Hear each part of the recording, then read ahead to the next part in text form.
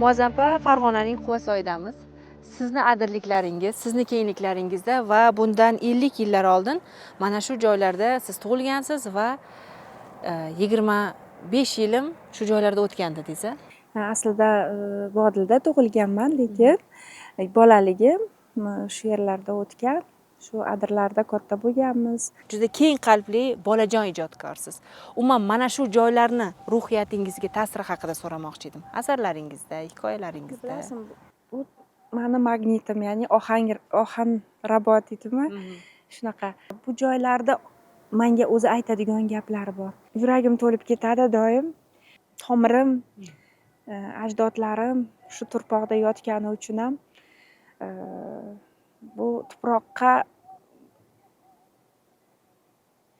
qiyomatgacha bog'langanman desam ham bo'ladida, chunki bitta bolalarimga ham aytganmanki, mani so'nggi manzilim ham Quvasoy bo'ladi degan. Chaqir toshlarni bosib yurish, yalangoyoq chiqish va ayniqsa juda yaxshi ko'rgan ishim, oldindan yaxshi ko'rardim. Tikon kirib ketsa chiqarishni yaxshi ko'rardim. Hamma yomon ko'rsa, men tikon kirsa chiqarishni yaxshi ko'rardim. Balki o'sha tibbiyotga qadam qo'yishimga ham mana shu tikanaklar sababchi bo'lgandir deyman. Bugun qaysidir ma'noda o'sha jamiyatdagi og'riqli muammolarni, o'sha tikonlarni tozalayapsiz-da. Nima ham dadam ham aytadiki, shu bolaligingdan tikon chiqarishni yaxshi ko'rarding. Hozir ham shu jamiyatdagi tikonlarni chiqaraman deysan, lekin jon bolam ehtiyot bo'lgin. Keling Muazzampa, bo'lmasa mana shu joylarda sizni bosib o'tgan hayot yo'llaringiz, qiyinchiliklari, yaxshi kunlari va sizni katta yozuvchi, yaxshi shifokor bo'lishingizga sababchi bo'lgan azizlaringiz bilan hamma xotiralarni shu joylarni o'zida eslasak. Bo'ldi, ketdik.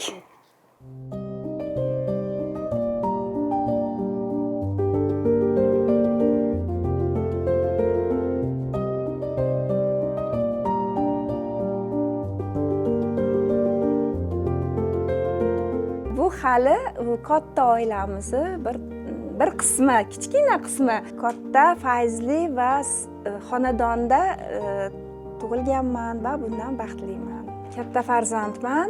Eng 5 yil limonlarni olib borib maktabga olib borib bergan shu qizim bor. Mevasi bilan yozyapsizmi? Ya bu hali o'qituvchi ko'rsatdi, direktor aytdiki, qizingiz limonni olib kelib berdi, olib borib beraymi dedim, aytdim, yo'q. Bas qizim olib kelibdi, maktabda qolaversin deganman. Limonlar osilib turgan holatda olib borib bergan, aravacha yuklar. Shu aravachasini men ko'tarib kelganman keyin. Hammasi zo'r edi. Bolalarimiz yomoni yo'q, qizim. Jon qizim. Hammasi qizlarim zo'r, bolalarim ham zo'r. Lekin qizlarim ikki pog'ona yuqorida turardi. Yaxshi ko'raman-da qizlarimni. Farzand erkaligini otaga qiladi, onaga qiladi. Bu kamchiligi bo'lmaydi. Ajoyib voqea bo'lgan. Eng bolaligimda shu menimcha nimadan Temur bilan teng edim shekilli. Pastda buvim idish kir yuvayotganda tog'oracha qo'yib turib yuvatsam, ro'molcha edimi, nimadir yuvatsam, dada kelib rosa maqtagansiz. Keyin onamni kasalxonaga olib ketib qolishga, bir tandir nonlari qolib ketganda, keyin yopib qo'y deganlar. Yugurib chiqsam, qo'ni qo'shnini chaqirsam hech kim chiqmagan. Shu bilan haligi tandirni lovillagan o'choqqa bitillatib noyibga. Keyin qip-qizil bo'lsa rosa xursand bo'lganman-da, endi shunaqa pishsa kerak deb o'ylab turib buzib olganman. Dada o'shanda xom nonni yeganingiz uchun rahmat. Dadamni bitta fe'llarini juda ham yaxshi ko'raman. Butun hayotim davomida shu menga o'rnak bo'ldiki, dadam doim oqda oq, qorani qora deganlar. Doim halollikni, to'g'rilikni o'rgatganlar. Oiladagi muvozanatni ushlab turishni ham dadamdan, onamdan o'rganganman. Hozir ham qanaqa oilamda, shaxsiy oilamda ham qanaqa masala bo'lsa ham dadam aytgan gap.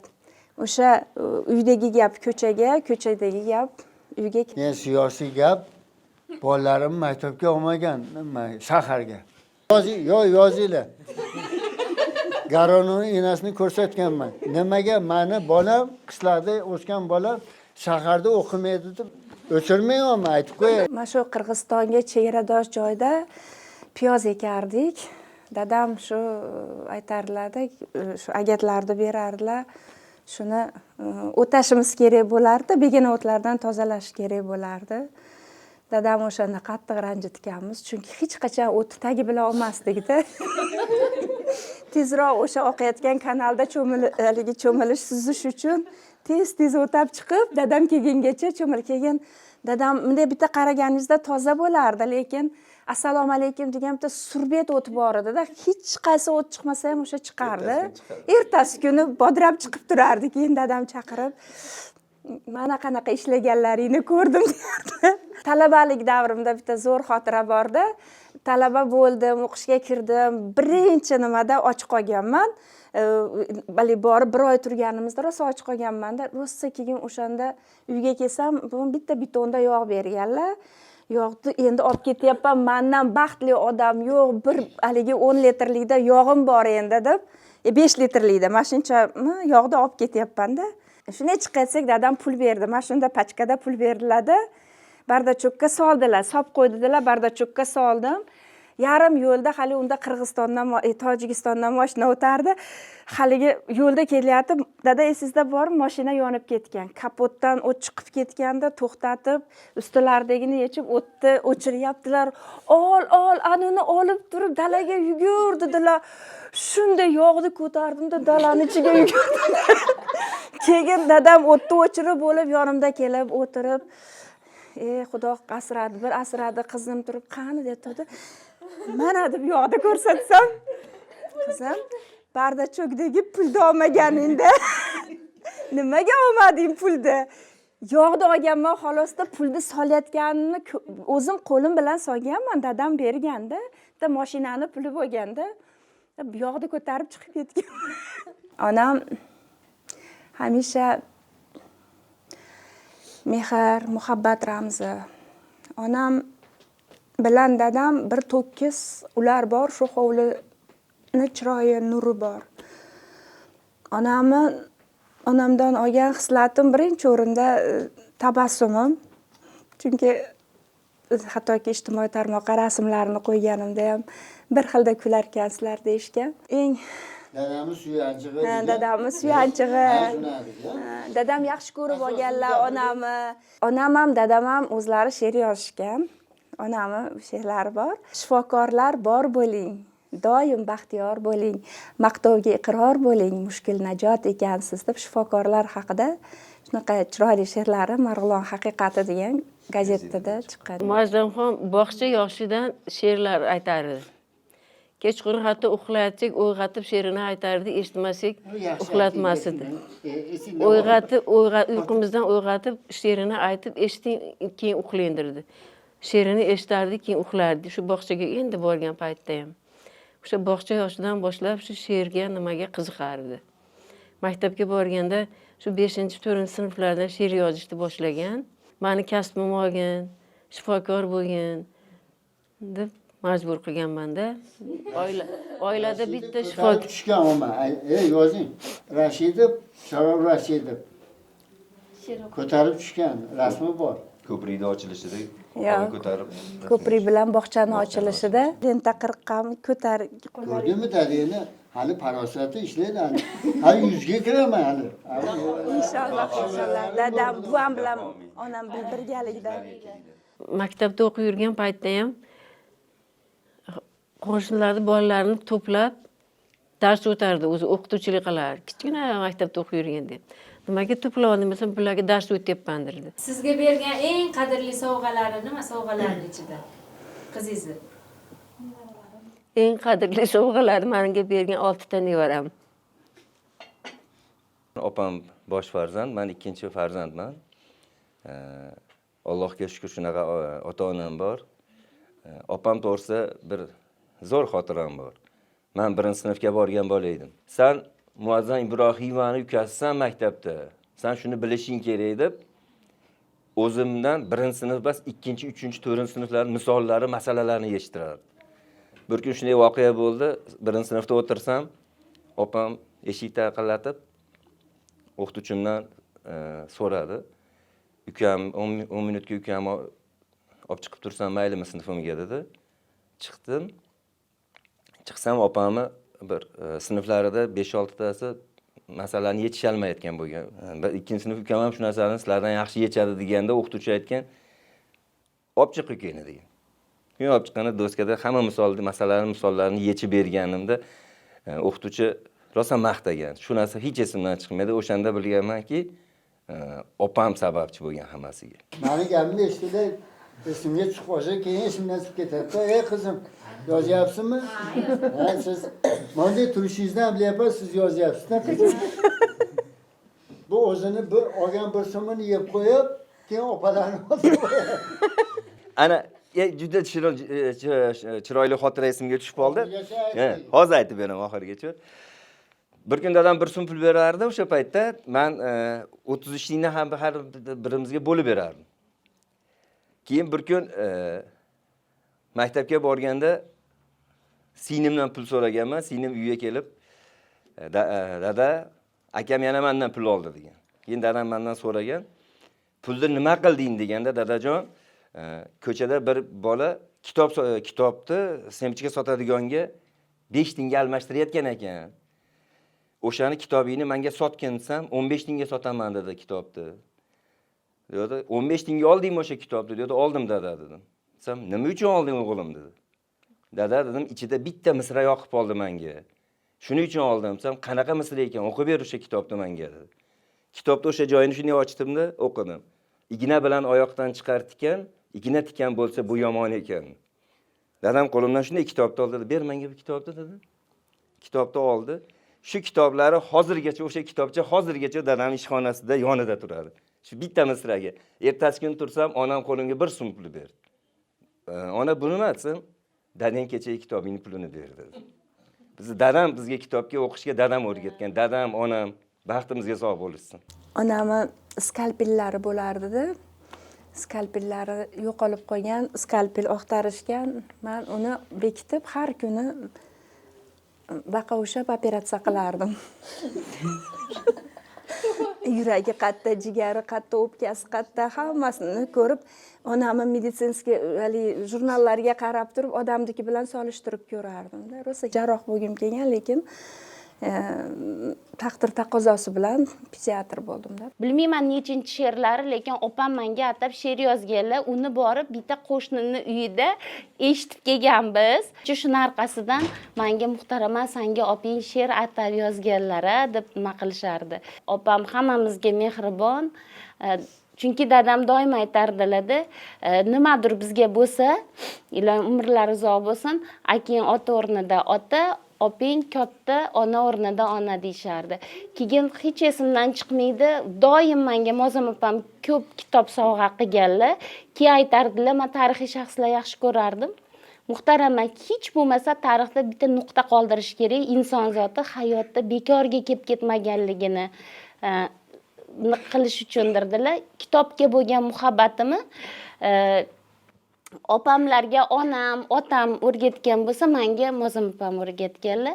Hozir shuning uchun har oyligimni 10% ga men kitob olaman. O'sha qanchadir qismini bo'lib turib, kimga qanaqa kitob kerak bo'lsa olib beraman. Farzandlarimda yo jiyanlarimda qanaqa yaxshi xislatlar bo'lsa, hammasini ota-onamdan olishgan. Jamiyatda o'rnimizni topishga, mana 6 ta farzandmiz, hammamiz o'sha o'zimizni o'rnimizni topishimizga shu dadamni o'gitlari, onamni mehri va oiladagi muhit sababchi bo'lganda. Faxrlanamiz, dadam. Rahmat. Borlaringga shukr, dada. Buvajon.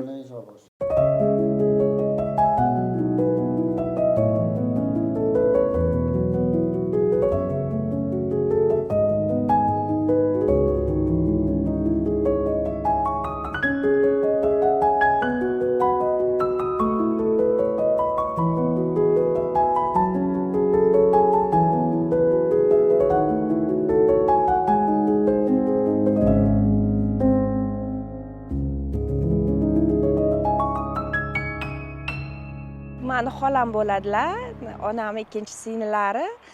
Xolam bilan bog'liq juda chiroyli xotiralarim bor. Eng qizig'i, bularni Quvasoydan Vodilga tushirib borishgani kuni, ertasi kuni tug'ilganman. shu ismimni mehmonbi yoki to'ychixon qo'yishmoqchi bo'lishganda, keyin katta abim rahmatli, "Yo, Muazzamxon qo'yaman. Shunaqa chiroyli ayol bor Vodilda" deyishganda, keyin Muazzamxon bo'lib ketganman. Xolamni uylariga ko'p borib turardik, chunki xolamni uylari Chinordagi Vodilda mozorda oldida edi. Hali 1000 yillik Chinorda oldidagi kutubxona borda, keyin xolamni sog'indim deb ketardim. Aslida o'sha kutubxonani rosa sog'inardim xola, endi sizga aytyapman. Olimjon degan ukam bor. Rosa kitob jinnisi edik, kitob ko'p o'qirdik. Shu bizga hozir ko'rib ishib yurib qolishmasin deb xolam chaqirib chiqsa ham indamasdan Chinorda kovagida o'tirib kitob o'qib o'tiraverardik. Hozir ham yaxshi ko'raman Vodilda, hamma so'rasa ikkinchi vatanim, bu tug'ilgan joyim Vodil deb aytaman-da. Ayalari she'r yozar edi. Dadam, buvim qiynalmasin deb she'r yozib, o'sha paytlardagi Marg'ilon haqiqati gazetasiga she'rlarini topshirardi. Undan garanar olardi. U pullarga ham kitob olar edik. Kitobni juda yaxshi ko'rardik. Bizning oilaviy an'anamiz bor.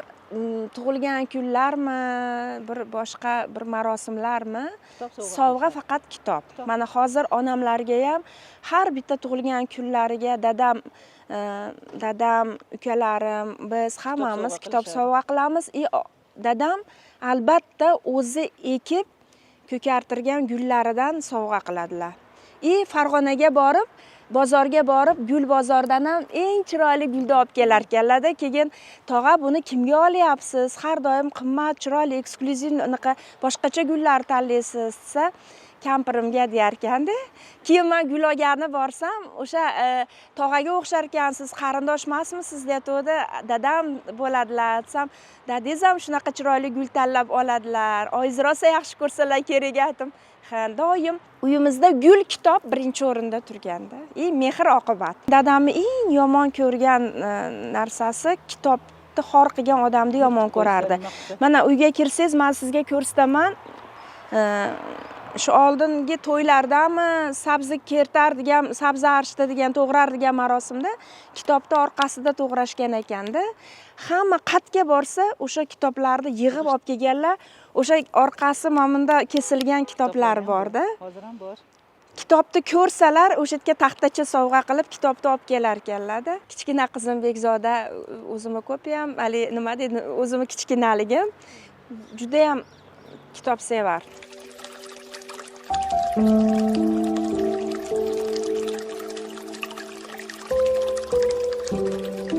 Sizlar ko'rib turgan ariq boshlanishi buloqdan boshlanadi. Bu o'zi Qorasuv arig'i yozda muzdek bo'ladi, qishda issiqroq bo'ladi. O'sha buloq suvligi bo'lganligi uchun hattoki o'sha hozir mana Toshkentga turmushga chiqqan bo'lsam, Toshkentdagi qarindoshlarimiz ham bu suvdan hali ham haligi iste'mol qilishni yaxshi ko'rishadi-da, shirin suvligi uchun. Ammo bu suvni yaxshi ko'rishimning yana bitta sababi bor. Shu bolaligimda shu hamma cho'milgani, nima qilgani, qizlar borsak, har xil toshlarni terib chiqishni yaxshi ko'rardim, chunki toshlarda qanaqadir izlarni, qanaqadir tarixni ko'rib, chiziqchalariga qarab turib, o'zimcha har xil ertaklar nima qilardim. Shu sabab bo'lib, mana yaqinda Beruniy degan multfilmimiz chiqdi. Ssenariy muallifiman. Birinchi qismini aynan mineralogiya, ya'ni toshlarga bag'ishladik. Toshlar ham shunday tovlanar ekanda. Bu hali holvasi. Ana u yerda undan ajoyiblari bor. Ketdik. Voy, ehtiyot bo'l. Bularni qarang. Juda ham noyob toshlar-ku. Toshlarim sochilib ketdi-ku. Hoy, o'g'rivochcha. Toshlarimni bu yoqqa olchi. Hop, senimi churvaqa. Bola o'g'ri, tutib oldi. Mirsha bor bu yerda. Men o'g'ri emasman. Bu bola o'g'riga o'xshamaydi-yu. Xo'sh, bu yerda qanday to'polon bo'lyapti? Kim o'g'ri? Janob Mirsha, mana o'g'ri. Menday happa halol savdogarni kupa kunduzi tunamoqchi bo'ldi-ya, zarg'a. Qani, xo'sh. Mirshab janoblari, bu sizga hadya. Beruniyning mineralogiya asarini o'zim o'qib chiqdim. O'qib chiqqanimdan keyin Beruniy ham menga o'xshab toshlarga qiziqib yig'ib yurgan ekan. Hozir ham qaysi davlatga borsam albatta bir siqim toshidan olib kelaman. Shu qiziqish qolib ketgan. Bu toshni bolaligimizda mana to'p tosh o'yini bo'lardi.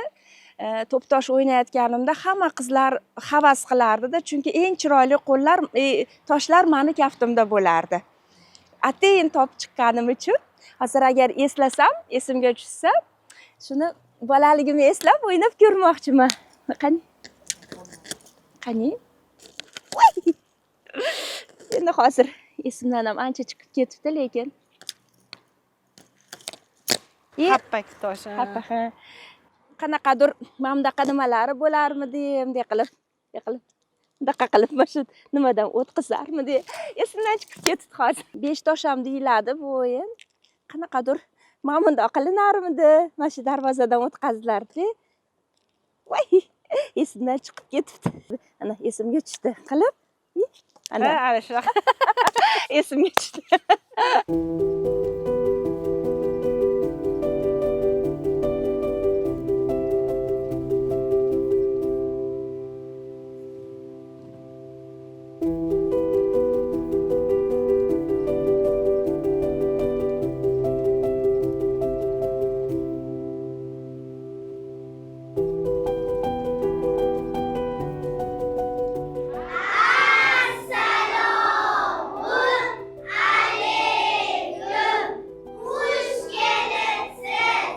Va alaykum assalom bolajonlar.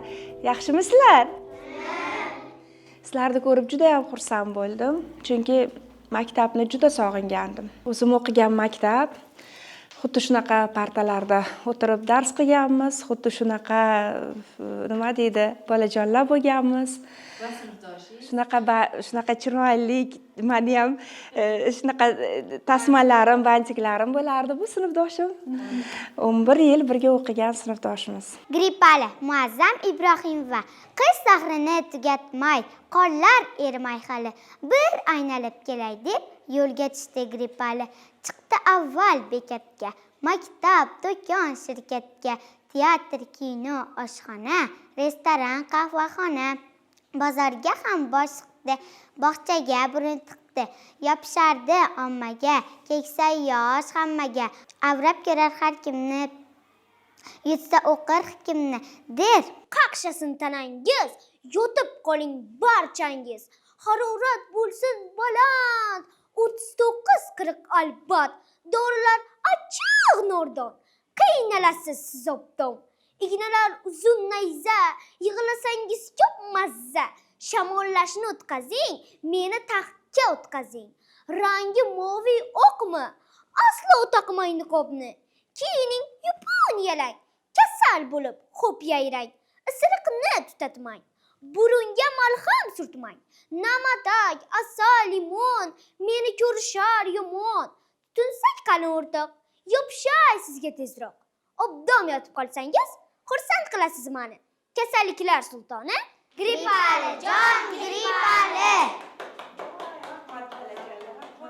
Bolajonlar, men ham o'tirsam maylimi? Voy. Bilasizmi, biz ham bir vaqtlar shu Anvar Obijon, Xudoberdi To'xtaboyev, Zafar Diyor, Po'lat Mo'min, Quddus Muhammadiy, Kavsar Turdiyevani she'rlarini partalarda o'tirib o'qiganmiz va bilasizmi, shunaqa bir insonda g'alati hayajon bo'lar ekanki, men hamisha havas qilganman-da. Voy, bu qanaqa insonlar ekanki, she'rlarini bolalar hammasi sevib o'qiydi. Ayniqsa 1-sinf bilan 4-sinf orasida yodlagan she'ringiz esingizda qoladi. O'sha esimda-da, hamma she'rlarni hozir bittadan so'rasangiz aytib beraman. Mana meni joyim, shu yerda o'tirib o'qirdim va shu yerda Zabura Kapkayeva, Zabura Hanafiyevna degan o'qituvchimiz bo'larlar. Qo'limga urib turardilar, chiroyli yoz, husnixating chiroyli bo'lsin deyardilar-da. Hozir ham husnixatim haqiqatdan chiroyli, chunki shahardagi o'sha dorixonachilar taniydi-da. Kim retsept yozib yuborgani, Ibrohimovani retsept Ibrohimova yozib berdimi dorini deyishadi-da. O'shanga ustozlarimga boshim yerga tekkangacha ta'zimdaman. She'r yozib xursand bo'lib chiqib o'qib berib bir kuni hech esimdan chiqmaydi. Voy, men endi gazetaga beraman, jurnalga beraman desam, to'xta qizim, sen yugurma. Shunaqa yozki, sani orqangdan yugurib kelib olsin deyishdi. Mana hattoki darslikda chiqqani men uchun syurpriz bo'ldi, chunki men darslikka berganim yo'q. yugurib olvorganim yo'qda. Men darslikdagi o'zimni she'rlarimni, ertaklarim kiritilganini jiyanimni kitobida ko'rib qoldim. Tarjimai holim bilan Chuchvara chuchumchuq xola, nima keyin ana boy chechak, sumalakxo'r samolyot, nimalar kirgizilgan Qoraqalpoq rus tillarida ham. 24 Volga mashinamiz shahar mashina ikkita edi, bittasi dadamniki edi. Bir kun rosa yalindimda, dada dedim, meni ham bir marta Volgada tashab qo'ying. Mana boylarni bolasiga o'xshab kelyapsam, yo'q qizim, xalq nima deydi, hamma o'rtoqlaring bilan bir xilda yurasan deb. Hattoki tun chet davlatlarga borib olib kelgan qanaqadir kiyimlarni ham kiygizmaganlar, sinfdoshim aytishi mumkin, maktabni bitirgungacha o'sha maktab formasida kelganman. Boshimda do'ppi bo'lardi. Sadoqat eslasizmi? Do'ppi tiktimda ham tushgansiz ham. Do'ppini kiyib, sochim ikkita o'rilgan bo'lardi-da. Shu do'ppi 11-sinfgacha yechilmagan. Pravda gazetasi bo'lardi. Biz o'qigan paytlarda endi o'sha Moskvada chiqardi, markaziy gazetalardan bittasi. O'sha Pravda gazetasiga rus tilida bitta maqola jo'natganman. Bir vaqt Moskvadan kelishibdi, hech kim ishonmaydi. Endi shu qiz yozgan desa ishonmay yo'q deydi-da. Dadasi yozgan buni desa, dadamga shunday past nazar bilan qarab, endi dehqon odam yer chopishyapsa, vряд ли знает русский язык desa, nima deyapsiz? Dadam Borodinoni boshdan oxirigacha biladi. Pushkinni, Yeseninni o'qigan, Nekrasov, Dostoyevskiyni o'qiymiz uyda. Desam, qotib qolganda ruscha gapirganman. Keyin "Мой папа самый умный, самый интеллигентный человек" desam, endi ishondim sen yozganingga deganlar. Hozir ham masalan qanaqadir maqolam chiqsa, birinchi o'rinda dadamga telefon qilishadi yoki dadamga peshtatadilar. Lekin bir umr minnatdorman shunaqa ota-onani farzandi bo'lganim uchun, oddiylikni, shunaqa to'g'rilikni o'rgatganlari uchun. Hech qay hozir ham aytadilarki, osmonga qarab yurma, yerda bo'lsin ko'zing. Qanaqa darajaga erishsang ham kamtar bo'l. Bola boshidan ma'lum deyshadi-ku, o'zi oldindan xushchaqchaq, doimo nima, hech biror marta qovoq solgan ko'rmaganmiz-da. Doimo xushchaqchaq, kamtarin, hamma bilan birdek. Kechagidek esimda tizzasiga hali Iroqi do'ppilardan qo'yib olib, do'ppi tikdi naqsiga nima tushganda, hech esimdan chiqmaydi mana shu lavhasi ko'z oldimda doimo nima bo'lib turadi. Dada boshqa yozmayapman desam, men yozmaganman desam, boshqa taxallus bilan chiqarsam, o'sha postlarni qanaqadir bir felyetonlarimda dadam bitta o'qib ko'rib turib, men 4 qatordan bu seni uslubingdan taniyman deyardilar-da. Yozadigan bo'lsam, dadam o'qimasa-ku deb turaman to'g'risi, chunki endi yoshlari katta bo'lib qoldilar. Qanaqadir yuraklariga botmasin deyman.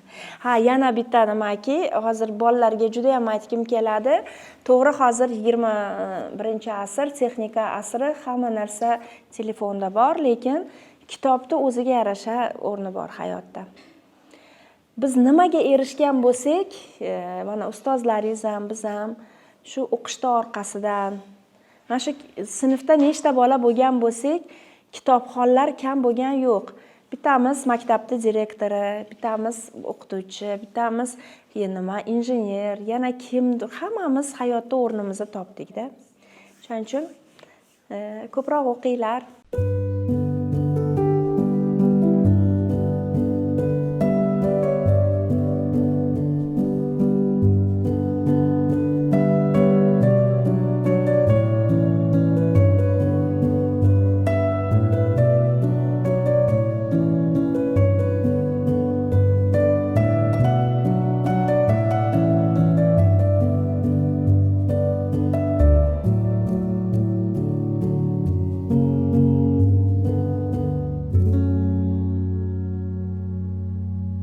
Muazzampa, kengliklarda odam ochiladi, kengliklarda yashaydi va shunga yarasha kengliklar bizni eshitadi-da, qaysidir ma'noda. Albatta. Bugun siz katta bo'lgan va hayotingizni eng go'zal vaqtlari o'tgan, yugurib chopib o'sha boychechak uchuchmomonlar tergan kengliklardamiz. Bugun mana shu kengliklarda muxlislaringizga, tomoshabinlarga aytarlaringiz. Bilasizmi, shu adirlarda chopib katta bo'lganmiz. Adirlar eng yaxshi ko'rgan joyim edi. Hattoki hali ayta olmagan gaplarim bo'lsa, gazetaga yoki jurnallarga chiqarilmagan she'rlarim bo'lsa, chiqib baqirib o'qib kelardim shu yerda. Qo'shiq aytardim. To'g'risi, mana agar qarasangiz Quvasoy shu o'zligida ichida turgan bir nimaga o'xshaydida, barmoqqa o'xshaydida. Atrof tegrasi adirliklar va ozgina havo aynisa Oloy tog'lari ko'rinadi. Shu tog'larga qarab turib xayol surishni yaxshi ko'rardim. Endi bilasizmi, inson umri agar tog'lar bilan qiyoslasak juda qisqada. Biz dunyodan o'tamiz, shu tog'larda, adirlarda bizni izlarimiz qoladi. Ertaga bizni farzandlarimiz, nabira, evaralar shularga kelib yugurib yurishadi. Dadamning bitta gapi bor-da, har doim ko'zing yerda bo'lsin-u, kamtar bo'lguni, lekin g'ururing tog'dek baland bo'lsin deganlar-da. Shuning uchun balki tog'lar tabiatimga yaqinroqdir. Bugun o'sha yozganlaringizda ham, siz olib chiqayotgan muammolaringizda, masalada, umuman mavzularda ham o'sha g'urur sezilib turadi. Lekin siz aytgandek, umr qisqa, hayot qisqa. Mana shu qisqa hayotda shu odamlarni, jamiyatni muammolari bilan yashash, muammolarni o'ylash ba'zida sizni charchatmadimi? Charchatmaydimi? Charchatadi, lekin bilasizmi, shunaqa kengliklarda, shunaqa tog'lar bag'rida, adirliklarda shu katta bo'lganim uchunmi, energiyamni tez tiklab olaman. Balki shu tog'lar, shu adirlar madad berib turadi. Qayerga borsam ham tomirimni his qilaman-da. 9-sinfda edim, san'at g'unchalari bo'lganda, san'at g'unchalarida allani aytib berish kerak bo'lgan. O'sha allani shu adirga chiqib o'rganganman. Agar ruxsat bersanglar, qisqagina aytib bersam. O'rik yog'ochidan beshiging alla, o'rgilib katta qilayin alla. Tut yog'ochidan beshiging alla, to'kilmay katta qilayin alla. Alla jonim nolasi alla, alla ko'zim qorasi alla. Allani juda ham yaxshi ko'raman. Hattoki o'sha Bolajon kanaliga ham alla yozib berganman. Bundan juda ham nima deydi, faxrlanaman, aytaman. Butun O'zbekiston bolasi mana allam bilan uxlaydi deb xursand bo'laman. Turk dunyosi allalarini yig'dim, ya'ni Ozarbayjon, Turkiya, nima deydi, tatar allalari, no'g'ay allalari, bundan tashqari Makedoniya allalari, xalqlar allalarini yig'ib alohida bir nashrga tayyorlayapman. Sababi onalar tillarimiz har xil bo'lishi mumkin, lekin o'sha har bitta allani, ya'ni boshqa xalqlarni allasini eshitganimda, mana masalan, men tojikcha alla ham eshitganman, o'zbekcha alla ham eshitganman, lekin nima deydi, ikkalasi ham qalbimga juda ham yaqinda. Aytmoqchi bo'lganim, alla qaysi tilda jaranglamasin, alla eshitib ulg'aygan bola yomon inson bo'lmaydi-da. Shuning uchun bolalarimga alla aytaman. Va bugun 6 ta farzandingiz bor. 6 ta farzandning onasiz. 6 ta farzandim bor. Mana o'zi kichigim Temur necha yoshida? 3 yoshligida birgalikda shu Turkiyaga Turkiy dunyo onalari festivaliga bordik va Turon onalari degan guruhimiz bor edi. Borgan kunimiz afsuski shu 6-fevral zilzilasi ro'y berdi. Shu bolam bilan o'sha paytda, ya'ni zilzila o'choqlarida edik va o'sha yerdan bolajonligim uchunmi, yana bir farzand bilan qaytdim. Bu endi buni aytib berish juda ham voqeasi og'ir, lekin Maryam hozir o'zimizni qizimizdek, o'zimni ya'ni Maryamni boshqacha yaxshi ko'raman. ya'ni o'zimni farzandlarimdan kam ko'rmayman. Allohni mukofoti bo'ldi bu qiz menga. Ya'ni zilzila azoblarini unutishimga yordam berdi. Hayotni qadriga yetishga o'rgatdi va bolani begonasi bo'lmaydi degan, ya'ni shu so'zlarni yana ham chuqurroq qalbimga muhrladi. Va Maryam sabab yana ham chiroyli ertakchalar yozdim, she'rlar yozdim, bolalarga hikoyalar yozdim. O'zi har bitta ertagim, she'rimni qahramonlari bolalarimni dunyosidan o'g'irlab olgan qanaqadir bir chiroyli hislarni bolalarni o'ziga qaytaraman. Maryamniki ham boshqacha alohida bo'ldi.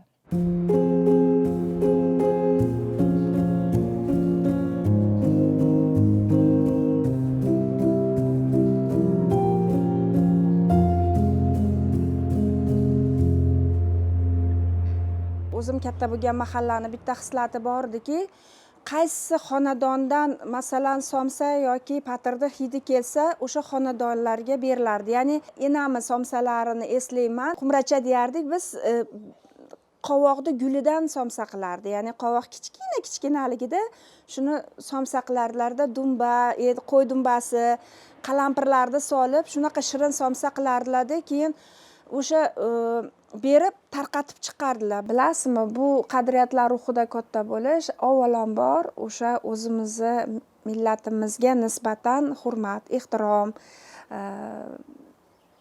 va oila atalmish shu muqaddas o'choqqa nisbatan mas'uliyatni beradi. Keladigan bo'lsam, bu kelinimiz doim shu somsa yoki patir nimadir tayyorlab turishadi. Hattoki mani qo'lim ancha chiqib ketgan, to'g'risi. Endi bizni tandirda non tushdi.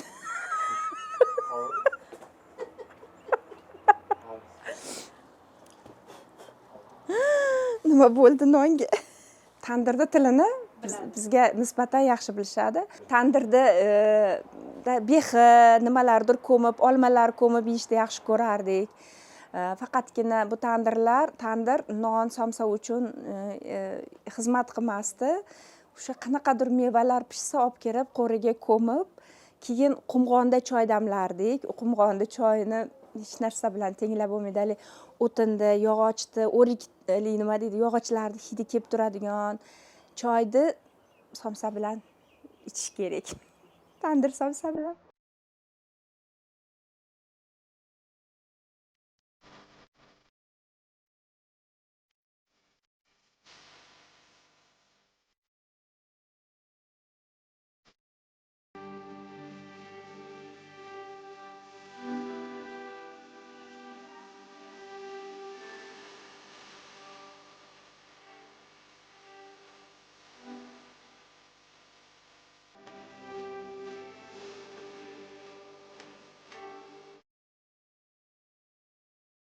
Somsaga kelinglar.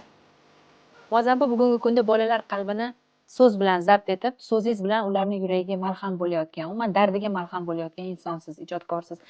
Mana shu ikki yo'nalish, ikki soha bir-biridan umuman tubdan farq qiladi deb o'ylardim. Lekin bugun siz bilan suhbatlashib turib, qaysidir ma'noda ruhiy jihatdan bir-birini to'ldirishini, bir-biriga qanaqadir ko'mak bo'lishi mumkin-ku degan bir javob o'zimga topdim-da. Mana shu ikki sohani hayotingizdagi bir-birini to'ldirish haqida so'ramoqchi edim. Bevosita faoliyatingiz misolida. Umuman bolalar bilan suhbat qilasiz, ularni davolaysiz, lekin yozishga sizni nima majbur qiladi? Yoki siz yozasiz-u, lekin ularni dardiga davo topish masalasida. Bolaligimdan o'zi ikkita kasbni egasi bo'lgim kelardi. Ham bolalar, ham yozuvchi, ham shifokor. Shunda dadam to'g'ri yo'l ko'rsatganlarki, agar doktor bo'lsang, yana yozib davom etaverasan.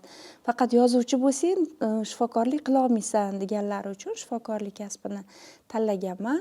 Ijodimda ham shu doktorligim ko'rinib turadi. Mana Gripali degan she'rim, Chuchvarachi Chumchuq xola degan she'rim bor. Bahor kelib chor atroflar ko'z quvnatib yashnadi, Chuchvarachi Chumchuq xola o'z ishini boshladi degan chumchuq obrazida haligi chuchvara tugadigan bir o'zim chumchuq o'zi.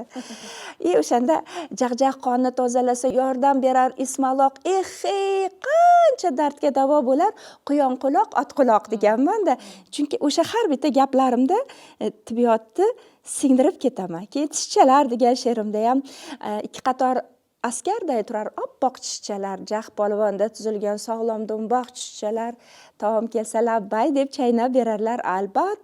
Oshqozon xola uchun ko'makchidir beminnat deb hali bolalarga mana karis bunaqa yesang bunaqa yomon bo'ladi u degandan ko'ra oshqozon xola, jigar mirzo, o'pka xollar desam o'zimni bolalarim ham buni ertagidek tasavvur qilishardi-da. Hattoki shunaqa ertagim ham borda, har bittasi tasvirlangan ertag obrazida. Bolalar shifokori yoki bolalar psixologi bo'lmoqchi bo'lgan odam albatta bolalar adabiyotini ko'proq o'qisin. Bolalar adabiyoti haqida gap boshdingiz, Muazzam opa. Shunaqangi bir katta bir davr bor ediki, aynan bolalar adabiyotida afsuski bugun ana shu ustunlar deyarli yo'qotdik. O'sha biz bolaligimizdan she'rlarni, ertaklarini, hikoyalarni o'qib, yodlab katta bo'lgan avlod yo'q. Lekin ularni faqat o'sha darsliklarda yoki eski chiqqan adabiyotlardagina bilamiz. Bugungi kunda aynan mana shu yo'nalishda bolalar adabiyoti bevosita siz ijod qilayotgan yo'nalishda kamchiliklar, biz e'tibor qaratishimiz kerak bo'lgan jihatlar. O'zimni baxtliman deya olaman, chunki shaxsan Xudoyber To'xtaboyev, Tursunboy Adashboyev, Anvar Obidjonlar bilan ko'rishish, gaplashish va shogirdim desam faxrlanaman degan gapni eshitish nasib qilganda, keyin mana Kavsar opa institutda bizga dars berganlar, ya'ni Toshkent pediatriya institutida dars berganlar. Mana Zamir opamlar bor va hozir ham bolalar yozuvchilari bor, lekin e'tibor susayganda qanaqadir bolalar adabiyotiga ikkinchi darajali adabiyot deb qarash boshlangan. Chiroyli she'rlar yozadigan bolalar adiblari bor. Nasrda kamroq lekin. Bolalar adabiyotini mavqeini yana ham yuksaltirishimiz uchun eng birinchida onalar o'qimishli bo'lish kerak. Chunki hozir yomon, yaxshi adabiyotlar bor, lekin o'qitadigan va bolalarga kitob olib beradigan onalar afsuski judayam kamayib ketdi. Hattoki shunaqa voqea bo'ldiki, bir dugonam bitta viloyatdan qizi bilan keldida uyga kirib, "Vo!"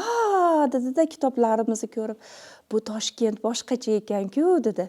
Keyin hayron bo'lib, "Yana boshqa Toshkent bormi?" desam, o'rtog'im aytdi, hayron bo'lmagin, qachon Toshkentga kelsak, alohida Toshkent deydi. Sani Toshkenting yoqib qoldi bunga dedilar. O'sha meni aybim dedilar, kitob olib bermas ekanman. Qara ko'zlari porlab ketdi deb. Shuning uchun onalar ko'proq o'qinglar va ko'proq bola bilan muloqotda bo'lish kerak. Bola bilan qanchalik ko'p muloqot qilsa ona, bola shunchalik kam kasal bo'ladi. Juda ko'p kasalliklarda zamirida bolalar olayotgan stresslar va bolalarga yetmayotgan e'tibor sabab bo'ladi. Biz bolalar nima ko'ryapti, ularga ko'rish uchun nima beryapmiz degan savollarga hech narsa yo'q derdik va ko'proq o'sha xorij multfilmlari, xorij bolalar uchun mo'ljallangan filmlarini tavsiya qilardik va shularni ko'radi deb aytardik bir paytlar, lekin bugun shunaqangi bir ertaklar sahnalashtirish uchun, multfilm qilish uchun shunaqangi bir hikoyalar bor ekanki, mana bugun Beruniy sarguzashtlari yaxshigina bir multfilm bo'ldi va bu sizni qalamingizga mansub. Uni qanday qabul qildi bizni bolalar? Bolalar bilasizmi, mana shu multfilm boshlanmasdan oldin Beruniy bobomiz kim bo'lgan degan savolda berishganda zalda sanoqlilar qo'l ko'tardi-da. Lekin Beruniy tugagandan keyin o'sha savol takrorlanganda bolalar shunaqa biyron ko'zlari yonib faqat voy muncha oz bo'lib qoldi multfilm deyishdi. Bu nima deydi? Ta'sir qildi menga. Bolaga tushuntira olmaysizda, bu 20 daqiqalik multfilmga juda katta mablag' kerak. Buni hali qolganini endi qanchadir oy, yillar davomida balki ishlaymiz deb ayta olmaysizda. Mana juda zo'r ishga qo'l urgan o'sha Yoshlar ishlari agentligi. bular Beruniyda davom ettirishadi degan umiddaman. Bundan tashqari mana yana bitta kitobim yaqindan nashr qilinyapti. Ibn Sinoning so'nggi kashfiyotlari yoki 10 katarranchaning nayranglari degan.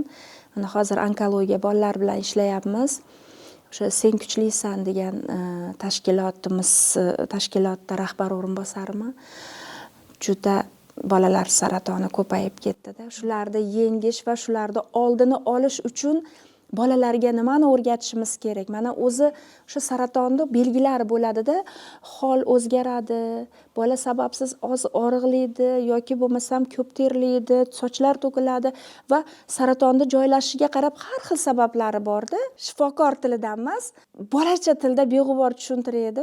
Saratonga chalinmaslik yo'llarini o'zi o'rganib oladi. Bolalarning ichidan albatta bitta Ibn Sino chiqadi-da va saraton kasalligiga dori topadi. Afsus, hozir juda ko'pini yo'qotyapmiz-da Yulduz. Men juda ko'p ilojsizlik odamga alam qiladi. Alam qiladi. 400 ta bola faqat bu poytaxtda kasalxonadagi bolalar soni. Bu yotqizilgan bolalar soni. Undan hali viloyatlarda yotganlarini, davolanayotganlarini aytmayapman. Ma'lum bir bosqichda uyiga javob berilganini, uyda davolanayotganlarini aytmayapman. Juda ham ko'p. Yiliga hozir 2000 dan oshiqroq bola O'zbekistonda saratonga chalinyapti. Bu butun dunyoda bu ko'rsatkichga oshgan. Har bitta bosgan qadamimiz ham sinov, ham tajriba berar ekan insonga. Menga bir kun o'g'lim savol berdi-da, 20 yil orqaga qaytib qolishni xohlarmidingiz? Yo'q dedim. 20 yil orqaga qaytsam, kimlardir yo'q bo'la. Masalan, kichkina ukalaringsiz men xohlamayman yashashni deyman. Lekin 20 yil orqaga qaytib bir marta buvimni, qumrachami, do'dalarimni, bobolarimni ko'rib kelgim keladi. Bir marta bo'lsa ham shu ko'rib orqaga qaytib kelsam deyman-da. Yaxshidan bog' qoladi degan naql bor. Men hali u bog'ni yarata olganim yo'q. Hali ekadigan daraxtlarim, nihollarim juda ham ko'p. O'sha nihollarni ekish nasib qilsin. Va ertaga nima deydi, balki 100 yoshimda ham shunaqa kamera ko'tarib kimdir kelsa, o'shanda bir faxrlanib ko'rsatadigan bir ishlarimiz ko'p bo'lsin. Xayrli ishlar ko'p bo'lsin.